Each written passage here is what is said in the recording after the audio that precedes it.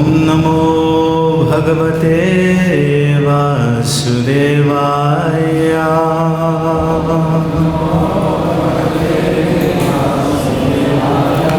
Om Namo Bhagavate Vasudevaya.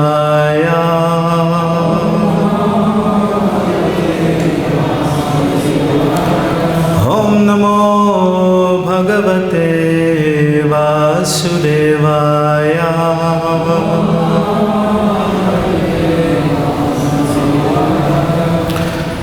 So today we're reading from Canto 5, last chapter.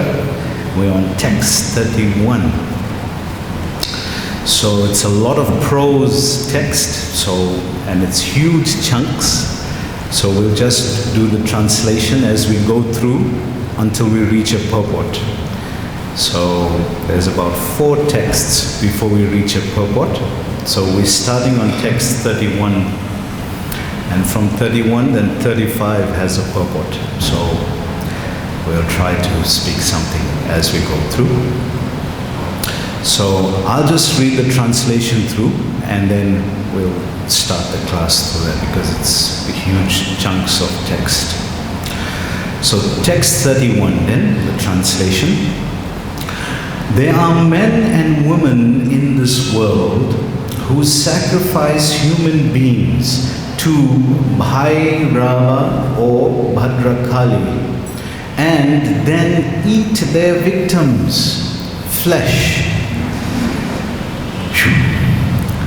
Those who perform such sacrifices are taken after death to the abode of Yamaraj, where their victims, having taken the form of Rakshasas, cut them into pieces with sharpened swords. Just as in this world, the man-eaters drink their victims' blood, dancing and singing in jubilation, their victims now enjoy drinking the blood of the sacrifices and celebrating in the same way.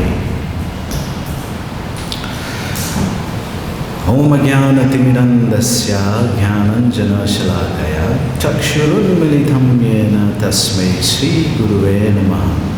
Shri Chaitanya Manovistam Stapitam Yena Nutale Swayam Rupa Kanamayam Tadate Swabharatikam Vandeham Shri Guru Shri Yuta Padakamalam Shri Gurum Vaishnavanamasya Shri Rupam Sagrajatam Sahagana Raghunatham Tam Tam Sajivam Sadvaitam Sarvadutam Parijana Sahitam Krishna Chaitanya Devam Sri Radha Krishna Padam Sahagana Lalita Sri Vishakanamascha Namo Vishnu Padaya Krishna Prestaya Bhutale Srimate Bhakti Vedanta Swami Dinamine Namaste Saraswati Deve Gauravani Pracharine Nirvishesha Shunyavadi Pasyatya Desatharine Pancha Kalpatarubhyascha Kripa Sindhubhyevacha Patitanam Pavanebhyo Vaishnavebhyo Namo Namaha.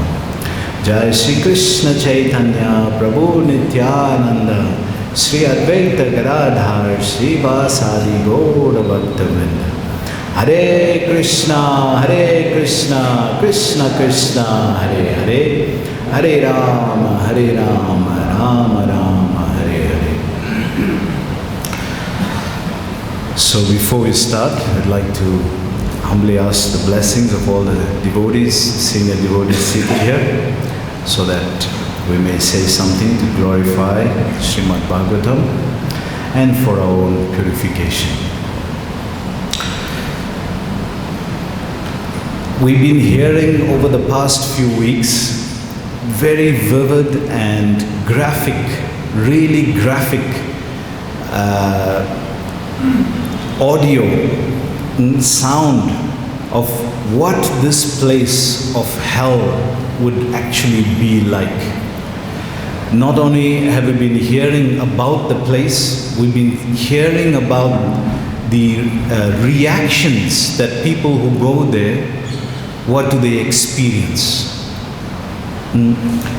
So having heard this, we've heard almost like, 22 hellish planets in this chapter that is described. And we haven't completed it yet. After today, there'll be another 5 verses left of this chapter. But it's been very powerful, and very deep samskaras have been impressed on our minds. So we'd like to ask you then, what have you gathered from this chapter so far? What has it meant to you? Is it just entertainment? Oh yeah, throw somebody off the cliff and there's no water there. Like a mosquito. Or what does it mean to us spiritually? What are we supposed to extract from this chapter as sadhakas? We've been hearing that in other spiritual traditions, this idea of using phobia, fear, as a medium of evangelizing, preaching, is very, very powerful. This is the main medium by which other traditions, religious traditions, preach. But none of them actually have something concrete about this place. We were discussing the last time, the best description given in, like in the Christian tradition, is that of Dante, the Italian person who's written a description of hell, but he's written it as a poem, as poetic or philosophical. It's not shastrically. So who has the shastric evidence of this place?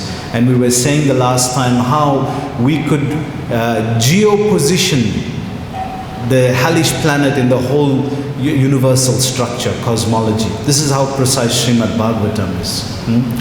So the description we just heard of just now was quite strong, quite vivid. We would never want to be in that situation. But unfortunately, it's a reality of the current world. We may not know it, but it is very prominent in the world these days. We've heard examples of this from the Bhagavatam also, of Jad Bharat, who was captured by the Kali worshippers and who was taken away to be sacrificed. So just to show you, if you can see here, I don't know if you can, how far back you can see this, but this is like a live ritual being enacted. This is exactly what we're hearing about here today. So there's a person, this is a girl here, and you can see the person, the Prohit, the priest in this kind of ritual is ready. She's been held down and he's ready to sink this huge dagger into the chest and open the heart cavity and remove the heart from, because the heart is the seat of all energy. So this is one of the ways they do this sacrifice, what we're hearing about here. The other way is beheading. So it's not like this is someone here in India. This is a Indian priest. This even looks like a Western girl here. And you can see this photo was taken right before this person could commence the sacrifice. So it's not just like a story, it's a reality of life today.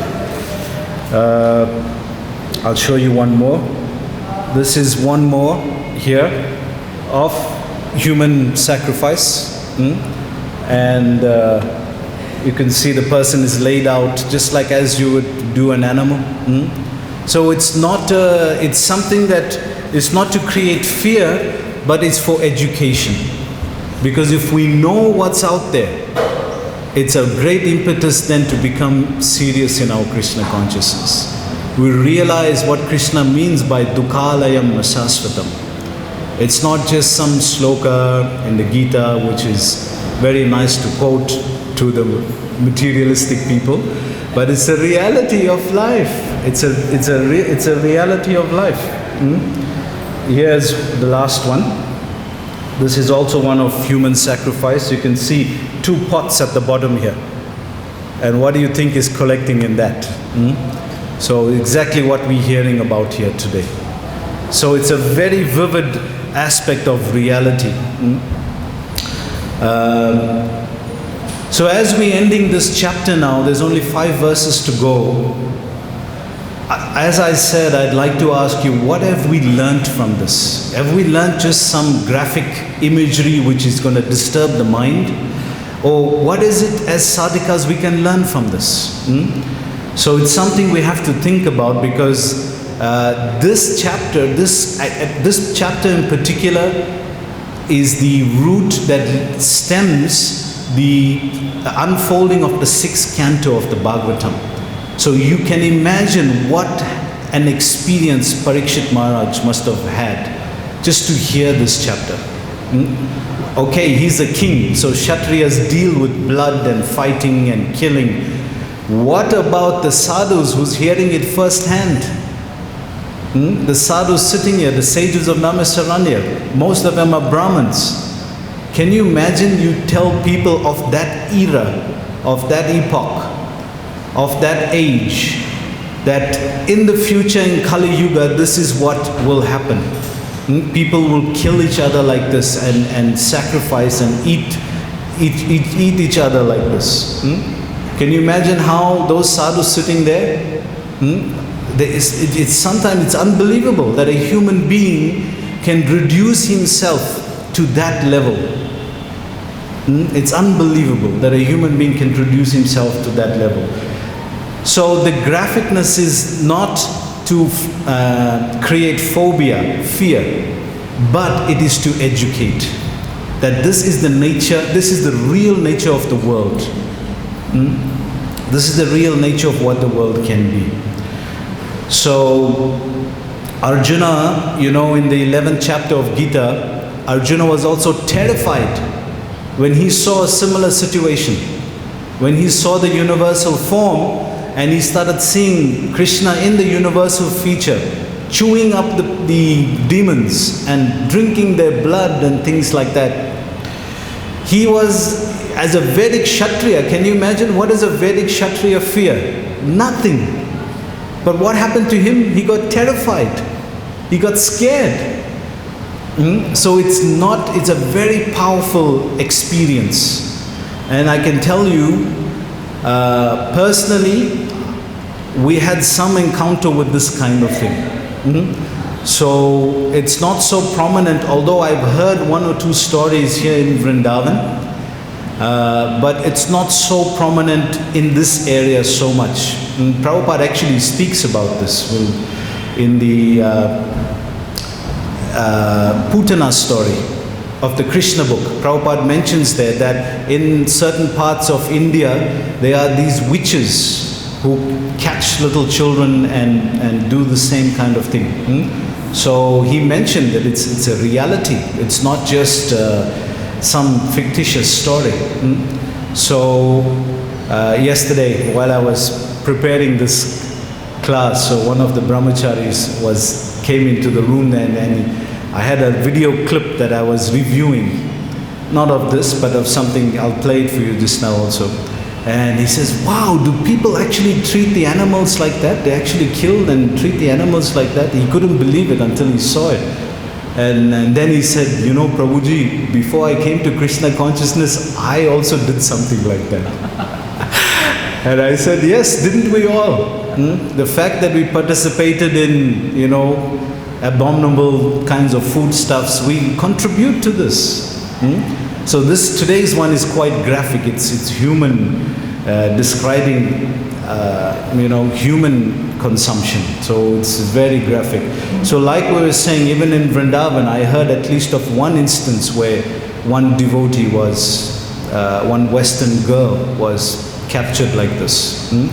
So, during Kartik, we mentioned to the devotees, don't go alone, don't go anywhere alone, don't travel alone.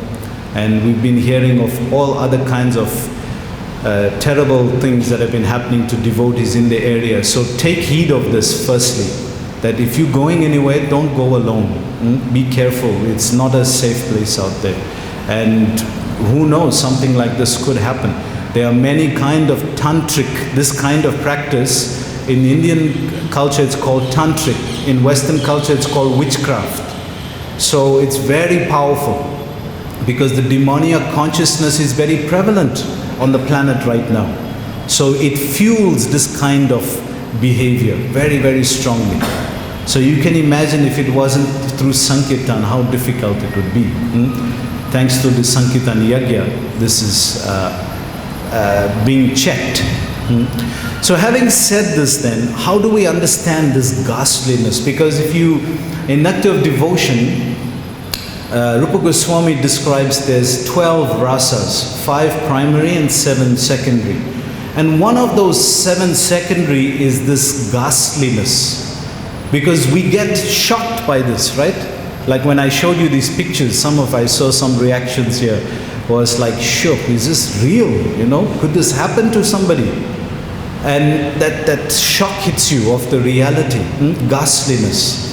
So it's one expression of Krishna also being all attractive. Because the definition of Krishna means he's all attractive.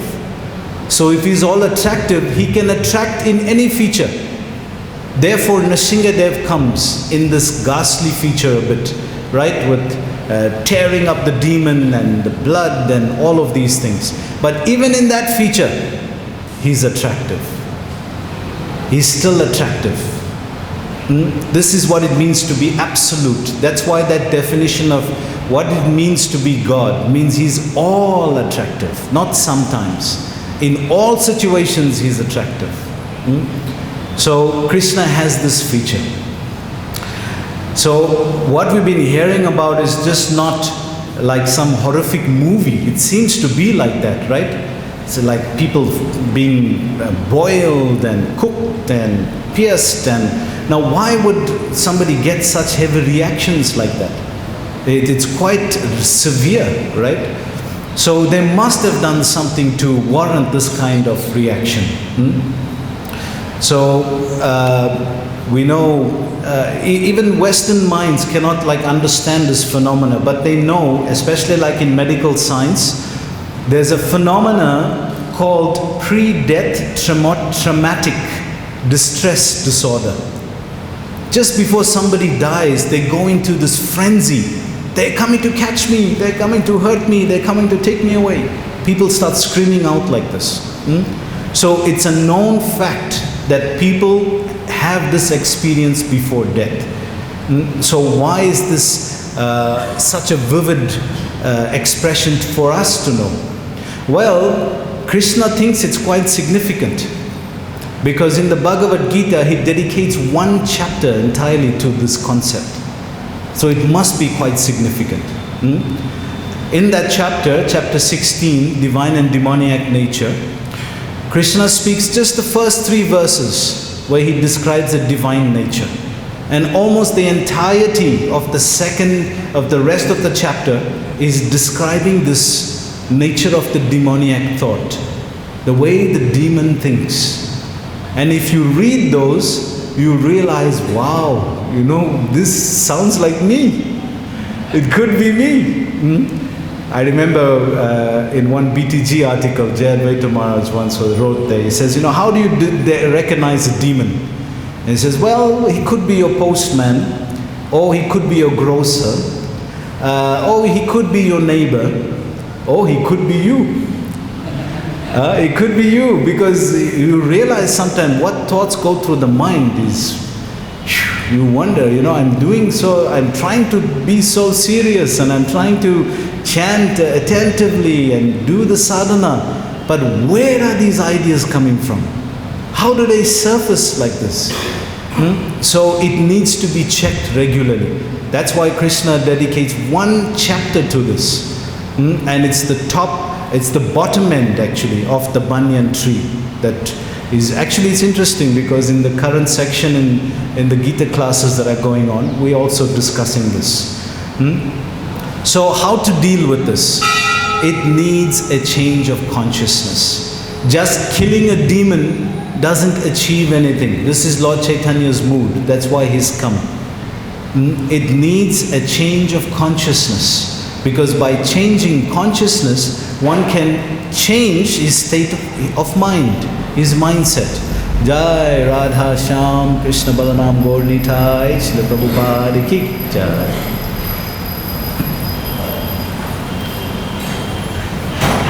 So it needs a change of consciousness. I remember once in the earlier days, this was like maybe 20 years back, we were doing Food for Life in an African township. And while the Food for Life was going on and everything, then one of the local guides, he appreciated it. So he took us for a walk around. And as we came to one of these homes, then he said, you see that house there?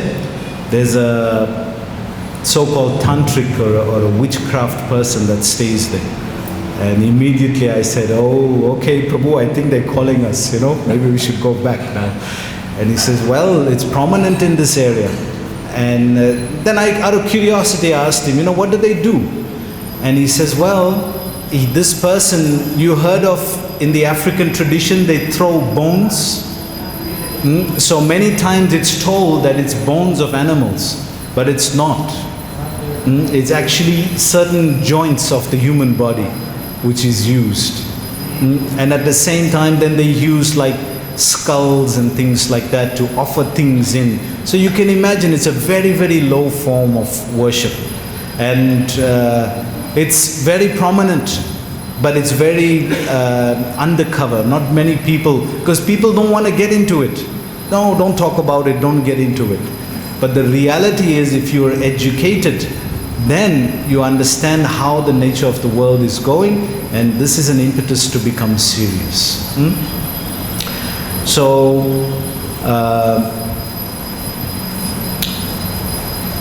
one of the reasons why atheism is so prominent in the world is because people don't want to take responsibility for their actions. It's very easy to say, well, there's nothing happening, I can't see it, so it's nothing happening. So there's so many things you cannot see. Does it mean that you can't see the air? Does it mean it's not happening? Nothing is moving, there's so many aspects of life that we don't see. So atheism is very prominent in this. That's why it's important that we catch the spirit of preaching and empowering our knowledge with the Srimad Bhagavatam, because all questions are answered here. This is the manual for life. This is the manual to live one's life. So all aspects of life is discussed and all aspects of life is covered. Now why would a person want to consume another person? There's so many other things to eat. Why would you want to do this? So technically this is called cannibalism. And cannibalism is divided into two parts. One is called criminal cannibalism, and the other one is called ritualistic cannibalism. So, sometimes you may have heard of aircrafts that have, crashed and people have nothing to eat. So, what do? They take the remains of whatever other people were there. And that is criminal cannibalism. And in the other one, ritualistic, that's what we are hearing about here today. So it's interesting, there's actually two aspects to this. Again, it's just for education. It's not something we're really talking about. But if it is in the Bhagavatam, it means it has a purpose. And that purpose is to educate us about the reality of life. So there's some cultures in the world that still practice this. Prabhupada, I couldn't find the reference on it, but Prabhupada, I heard this mentioned about the old man that they throw off the roof. Have you heard of this? That when the man is too old in the African traditions, then they take him up to the roof and swaha, just drop him off. And, consume him after that. So that's one aspect that I've heard. And also in certain countries like West Guinea, Papua West Guinea, and certain aspects, even certain tribal people in Africa, there's one tribe called the Korowai, and they up to now practice ritualistic cannibalism. So what we've been hearing about. So let's see what Prabhupada put in the translation here. He says, in this life, some people give shelter to animals and birds that come to them for protection. This is the text number 32 now. So animals and birds that come for protection. And in villages and forests, from villages and forests. And after making them believe that they will protect, such people pierce them with lances and threads and play with them like toys, giving them great pain. After death, such people are brought by the assistance of Yamaraj to the hell known as Sula Prota, where their bodies are pierced with sharp needle-like lances. They suffer from hunger and thirst. So not only is the body just being pierced, but also you have thirst and hunger, but there's nothing to eat. So we know we go a few hours without food. I mean, right now, many of us are hungry for breakfast. So can you imagine living in an environment where there's the urge of hunger, but there's nothing to replenish it. So it's very uncomfortable. And sharp-beaked birds. So not only that, sharp-beaked birds such as vultures and herons come at them from all sides.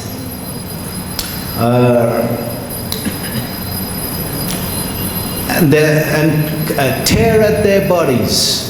Tortured and suffering, they can then remember the sinful activities they committed in the past. So not only the suffering is there, they have immediate memory. They have memory of, oh, this is what I did. That's why I'm suffering like this. So we've heard this very graphic description of animals being tortured like this. So there's a little documentary here that's for a minute that I would like to quickly play.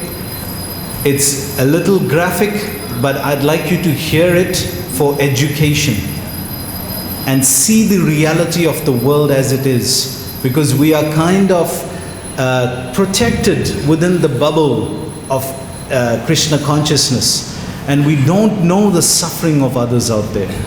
That's why it's so important to preach. Because when you preach, you firsthand feel the suffering of other people. So let's hear some of this, what we've been hearing about, and see if it is a reality of life today.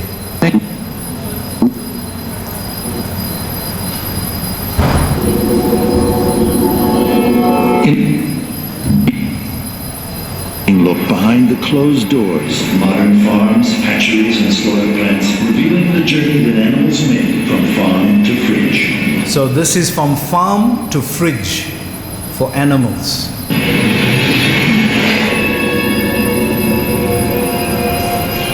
For nearly their entire 4-month pregnancies, mother sows are locked in narrow metal stalls barely larger than their own bodies. So sows are female pigs, and they kept in a place which is just the size of their body. Many of the animals develop open sores and scratches. Workers often kick, hit, and yell at pigs to move them. So we heard of that in today's verse. They beat them, kick them, yell at them, beat them. Soon after birth, piglets are castrated by workers who cut into their skin and rip out their testicles. Next, the workers chop off their tails. Then the tail is cut off. Do you know what is the tail? The tail has such sensitivity in it that it's part of the vertebral column. If you snap the tail like that, you actually cut the vertebral column, the spinal column. And you do that just like it's a piece of paper. Can you imagine what that animal must be going through? Both of these painful procedures are nearly always done without anesthesia. Many animals die from botched mutilations. Piglets who become sick or injured or who are not growing quickly enough are killed. Common killing methods include throwing animals into bins and painfully gassing them with carbon dioxide. So putting them into bins and gassing them. So we'll hear that in the next verse, where you confine animals to dark wells and granaries and don't give them light and kill them with fumes. Others are killed by being slain. head first into the ground. That sound you're hearing, that's taking the animal and slamming it onto the ground. A living creature. It sounds like what we're hearing about here in the Bhagavatam.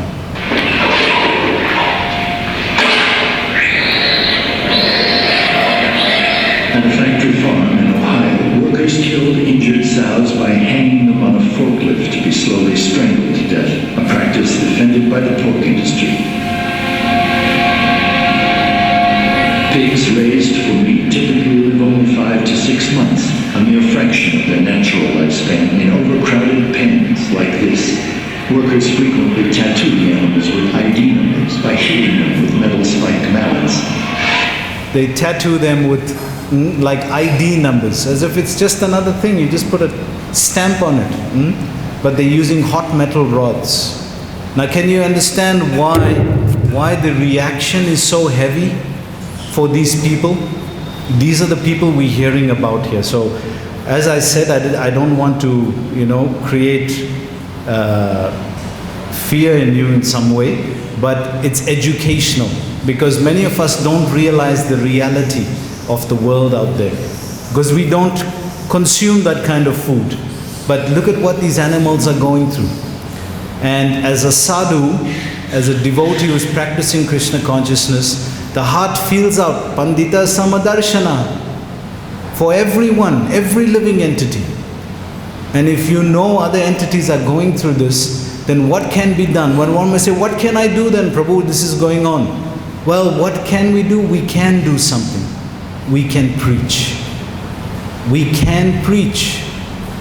We can preach to people, because there are innocent people out there, just like us. If somebody didn't preach to us, we would be still going on with this lifestyle that we're hearing about. Wouldn't we?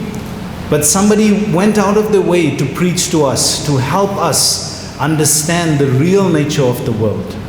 So many of you are preaching, which is fantastic.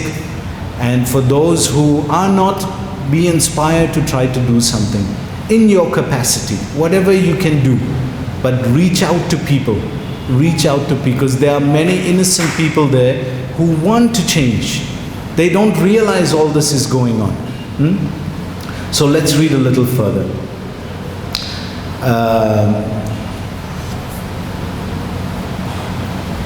Yes, so one of the, in a kingdom, one of the aspects of kingship is called praja, that the king is supposed to take care of his citizens. And animals are part of the citizenship. They are part of the praja. So it's important that one feels connected as part of the universal, or the part of the planet. As one may feel that I have a purpose. I have to do something. I can help. I can share what I've understood about this, and thus change and help the lives of others. So let's read on here. Prabhupada mentioned this also, because to trust, animals come to you in trust. We know when you go to the Goshala, right? How is it when you see a little calf, the baby? It's so trusting, it's so innocent. You feel that bond that naturally comes from animals. They kind of trust human beings very easily. So if we abuse that and actually sacrifice the animal because of that, that's really inhumane. That's completely inhumane. So trust is a very difficult thing to earn. Just like, would you give your trust to somebody? No, it's earned. You earn the person's trust. Just like we know how faithful animals like dogs are. They will give their life for their master. So what level of relationship did he take to build that? It takes quite a lot. Let's move on. Verse 33, translation. Those who in this life are envious serpents, always angry and giving pain to others. So they are always angry. There are people like this who are always angry and they give pain to others. So what happens to those kind of people? Well, let's hear. They fall after death into the hell known as Danda Sukha. My dear king. I remember the Parikshit Maharaj is hearing this. And like we said, this gives impetus because of his compassionate nature. He wants to know then what can be done to help these people. And that starts the 6th canto of Bhagavatam. Because in the 6th canto of Bhagavatam, what we hear of is the only remedy to help in this age is Harinameva Kevalam. So we will hear very soon on 3 levels how the holy name had redeemed somebody who was a sinner. On the first level, on the human level, Ajamil. On the 2nd level, on the Asuric level, Vitrasur. And on the 3rd level, on the Devata level, Indra. So these pastimes will come in the 6th canto. And they were all saved by the chanting of the holy names of the Lord. So we already have an advanced notification about the chanting of the holy names. So if we take it serious and perfect our lives through it and try to help others along the way. So let's move on here. In this hell there are serpents with 5 or 7 hoods. So we have seen in this world, they're called Siamese snake, where they have 2 heads. Somebody was telling me yesterday they found a snake that had wings. I remember when Indradumna Maharaj went to Ahovalam for the first time, and he mentioned how on his journey the snake that came up behind him, and his person who was taking him on the trip had to come from behind and kill the snake. And then he was telling him that that person, the guide, had a necklace of jewels. And Maharaj asked him, what is this necklace? He said, these are the jewels that come when raindrops fall on 1,000-year-old cobra. And then these droplets form into jewels. So anybody wearing this will not be attacked by a cobra. And that person also told him at the same time that if a cobra lives to 1,000 years old, then it develops wings. And this is the kind of creature that killed Parikshit Maharaj. So it's interesting how the Bhagavatam. Even in Taiwan, there is a sport called snake boxing. Anybody heard of this? In Taiwan, there's a sport called snake boxing where you challenge a king cobra in a boxing ring. And you have to move away from its strikes. It's a sport there. Very, very selected few people. They must have tremendous reflexes to avoid the strike of a snake like that. So it's a reality of today, right? Prabhupada goes on. These serpents eat such sinful persons just as snakes eat mice. So the other day I came across a very interesting picture but of course I think it's one of these Photoshop jobs. I don't know how far you can see this, but can you see that anaconda snake there? So it's curled like this, and if you look at the person standing next to him, the thickness of the snake is up to his knee. So, okay, it's a superimposed image, but we can get an idea of what these kind of serpents must be like, because they exist. When Prabhupada was speaking on the 5th canto, and he was mentioning these different things, and he was telling the devotees, no, they exist. These creatures actually exist. So let's move on. 34. Translation to 34. Those who are in this life, those who are in this life confine other living entities in dark wells, granaries, or mountain caves. So we heard about those animals that were pigs just now, how they throw them into drums and carbon dioxide, they put carbon dioxide on them, So this is what we're hearing about here in the Bhagavatam. After death, they are put into the hell known as Avatar Nirodhana. There they themselves are pushed into dark wells where poisonous fumes and smoke suffocate them, and they suffer very severely. So through asphyxiation, no, you cannot breathe properly. So you compressed into a drum.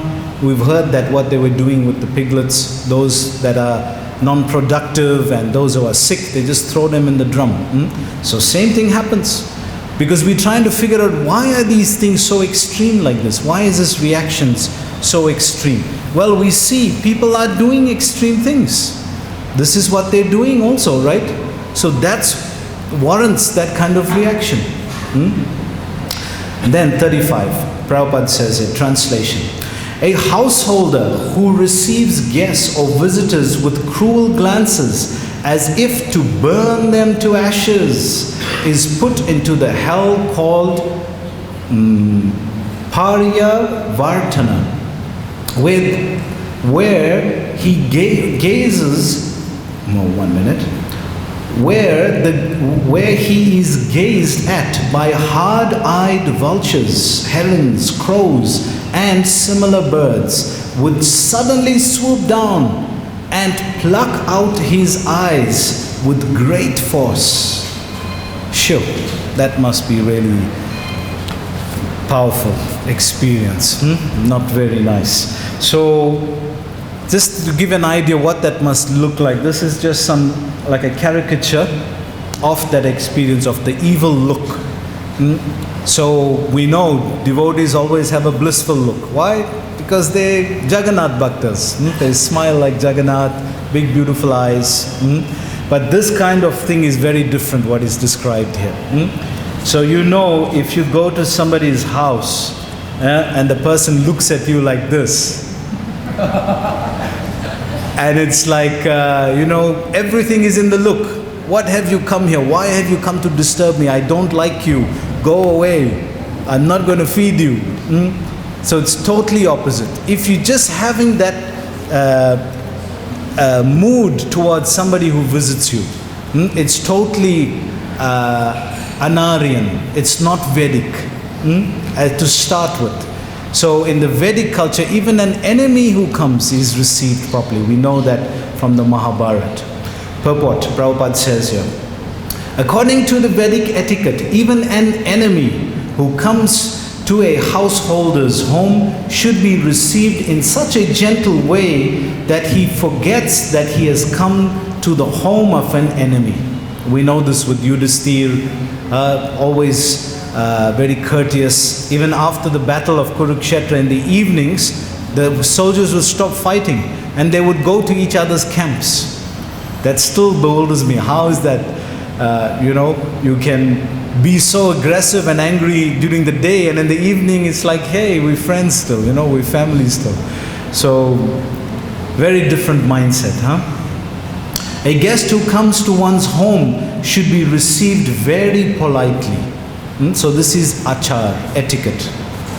If he is unwanted, the householder should not stare at him with blinking eyes, for one who does so will be put into the hell known as Parya Vartana, after death, and there he may face ferocious birds like vultures, crows, and kokini,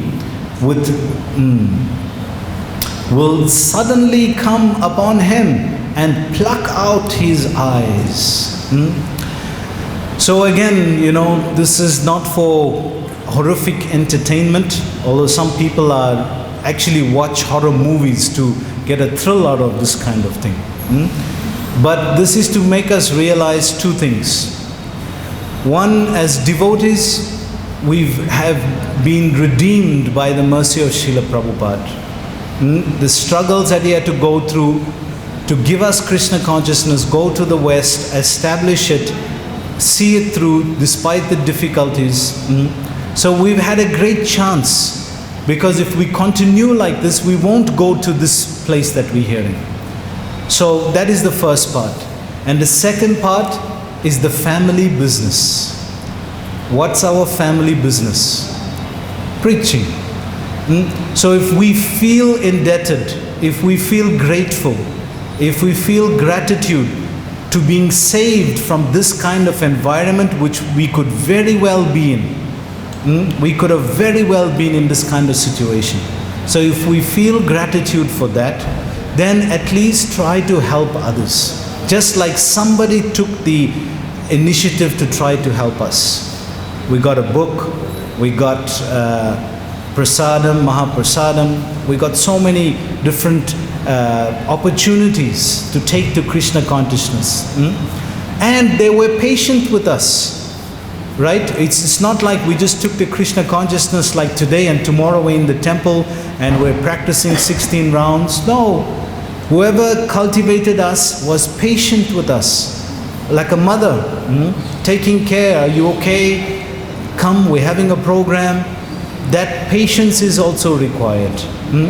So if we feel indebted, grateful to what Srila Prabhupada has been through and given us, then we will try to also do the same. We will try to also share this knowledge. Like he said, if you feel indebted, if you feel obliged to what I've done, then do as I've done. And the world is in need. You can hear, you heard the video clip, you saw the pictures. It's a reality of life. There's a lot of demoniac forces out there. We don't feel it here. We'll just end on this one. When I was a bhakta, still trying to be a bhakta, but as we call it, terminology, when we were in the early days of Krishna consciousness, one person actually, we were distributing books and prasadam, and he came forward and said, hey, what do you people distribute? He said, well, we have these books on yoga and meditation, and we gave him prasadam. And the next time we were in that area, he came again, and he says, listen, I want to join your whatever you're following there. It's very nice and I'd like to join it. And especially the things that you give out to eat. So I said, okay, come to the Sunday program. And he came. And at the temple, he was a very nice person, but there was something like little, you know when you have that gut instinct that there's something just a little different here. So he was like that kind of person. And but he was very eager to serve. Any opportunity to serve, wash the pots, clean the temple, mandira marjanam, he was doing it all. But that aspect, he would always be a bit reserved. And the other interesting thing, at night he wouldn't sleep. He would be very restless at night. So the one night I saw that he was very, I said, hey, what's going on? Are you okay? You having a bad night or what's going on? And then he confessed. He says, you know, I actually practice this kind of ritual where we consume blood. And I said, hey, Prabhu, you know, it's going like 12 o'clock now, you know. Now is not the time to tell me this kind of thing, you know. And he says, no, don't worry. But it's just that I have that desire for that kind of consumption. And I said, hey, you know, you're not going to get any of that here, right? So you better just chant. I can chant with you, let's try and chant.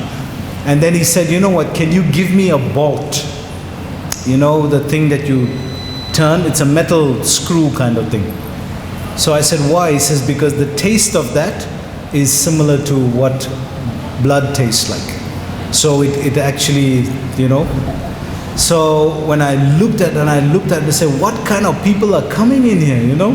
Anybody can just join in like that. So we don't know what backgrounds we come from.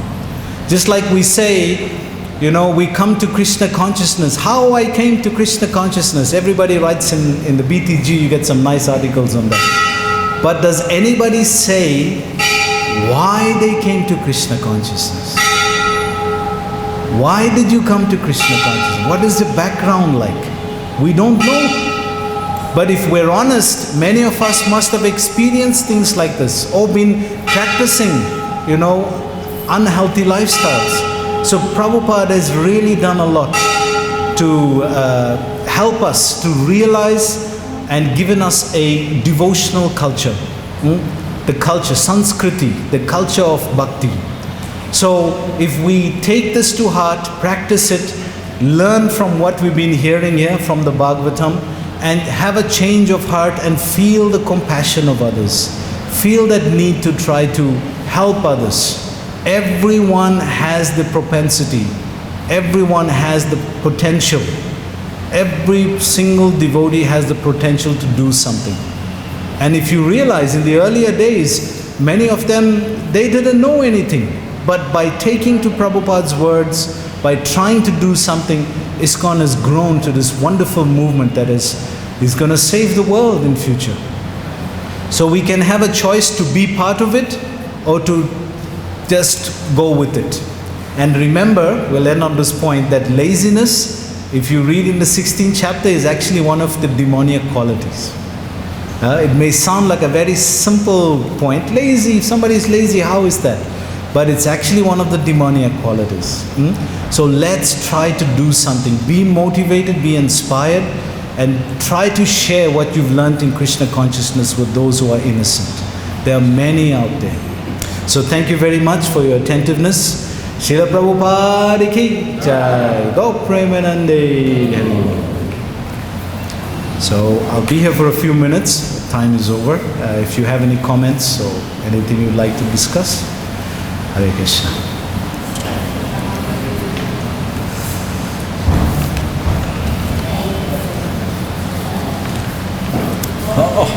Hare Krishna. Thank you. Very cool.